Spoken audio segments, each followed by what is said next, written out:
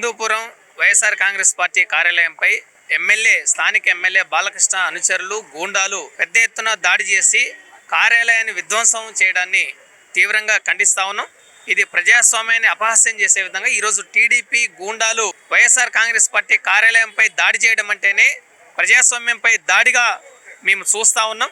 ఎందుకంటే ఒక అప్రజాస్వామికంగా అక్కడ స్థానిక వైఎస్ఆర్ కాంగ్రెస్ పార్టీ లీడరు ప్రజాస్వామ్యయుతంగా వ్యాఖ్యలు చేశాడు. ఆ వ్యాఖ్యల్ని మీరు నిరసించండి, మీరు తిప్పికొట్టండి, మీరు మాట్లాడండి. కానీ కార్యాలయంపై దాడి చేసి వైఎస్ఆర్ గారి విగ్రహాన్ని ధ్వంసం చేసి ఫర్నిచర్ ధ్వంసం చేసి ఒక భయానకమైన వాతావరణాన్ని సృష్టించే విధంగా చేయడం అనేది చాలా దుర్మార్గమైంది. ఈ రోజు రాష్ట్రంలో నారా లోకేష్ రెడ్ బుక్ రాజ్యాంగానికి పరాకాష్టే వైఎస్ఆర్ కాంగ్రెస్ పార్టీ హిందూపూర్ కార్యాలయం పైన దాడిగా మేము అభివర్ణిస్తా ఉన్నాం. ఇటువంటి దాడులు ప్రజాస్వామ్యానికి చాలా హానికరమైంది. డాక్టర్ బిఆర్ అంబేద్కర్ గారు రాసిన ప్రజాస్వామ్యాన్ని అపహాస్యం చేసే విధంగా, కూనీ చేసే విధంగా రెడ్ బుక్ రాజ్యాంగం ఈ రాష్ట్రంలో అమలవుతా ఉంది. అందుకే చంద్రబాబు నాయుడు, నారా లోకేష్, పవన్ కళ్యాణ్ అయ్యా మీరు కూటమి ప్రభుత్వాన్ని నడిపిస్తున్నారు. ప్రజాస్వామ్యబద్ధంగా అంబేద్కర్ గారు రాసిన రాజ్యాంగం ప్రకారం పాలన చేయండి. కార్యాలయాలపైన దాడులు చేసి బెదిరించి భయభ్రాంతులు గురి చేయడం మేము తీవ్రంగా ఖండిస్తా ఉన్నాం. ఇకనైనా ఇటువంటి అప్రజాస్వామిక చర్యల్ని, దాడుల్ని మీరు విడనాడాలని మేము తెలియజేస్తా ఉన్నాం. టీడీపీ దాడి హిందూపురంలో బాలకృష్ణ గారి కాన్స్టిట్యున్సీలో ఈ రోజున వైఎస్ఆర్సీపీ శ్రేణుల మీద దాడులు విపరీతంగా, ఒక కాన్స్టిట్యున్సీ అనే కదా అన్ని కాన్స్టిట్యున్సీల్లో దాడులు జరుగుతూనే ఉన్నాయి. అక్రమ కేసులు పెడతానే ఉన్నారు.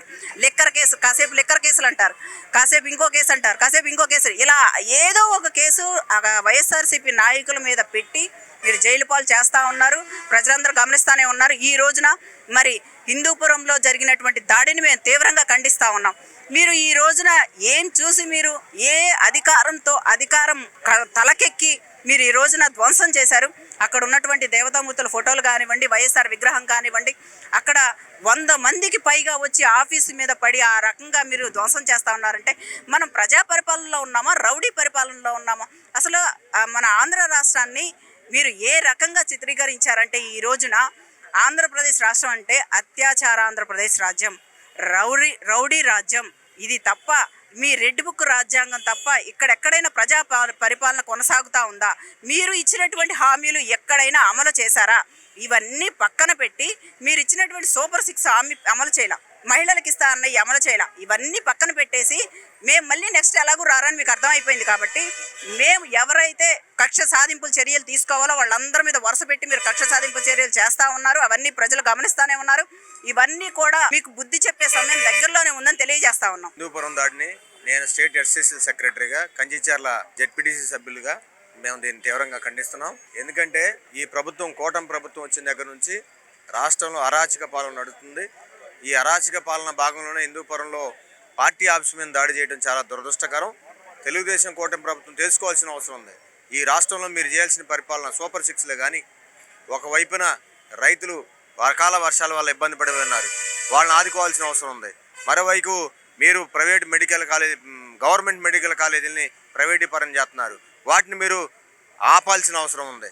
వైద్యం ఒకవైపు వికటించి హాస్పిటల్లో చిన్నపిల్లలు వాంతులు విరోచనాలతో హాస్పిటల్లో ఏజీఎంలో చేరిన పరిస్థితి ఉంది.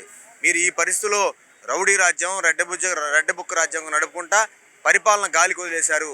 చంద్రబాబు నాయుడు 76 సంవత్సరాలు సీనియర్ లీడర్ అయ్యిండి, వాళ్ళ కుమారుడికి ఆ బాధ్యత అప్పచెప్పి మరి ఆయన మాత్రం హెలికాప్టర్లో హైదరాబాద్కి, విజయవాడకు తిరుగుతున్నారు. కాబట్టి ఈ పరిపాలన వెంటనే ప్రజల పరిపాలన చేయాలి. మీరు రౌడీ పరిపాలన చేయకుండా మరి దీన్ని ఏదైతే జరిగిందో అనంతపురంలో జరిగిన ఆఫీస్ జరిగిందో, హిందూపురం బాలకృష్ణ గారి కాన్స్టిట్యున్సీలో జరిగిందో అది తీవ్రంగా ఖండిస్తూ సెలవు తీసుకుంటాం. ఆయన ఏ విధమైన సంస్కృతిని కూటమి ప్రభుత్వం ఎంకరేజ్ చేస్తుందో అర్థం చేసుకోవాలా.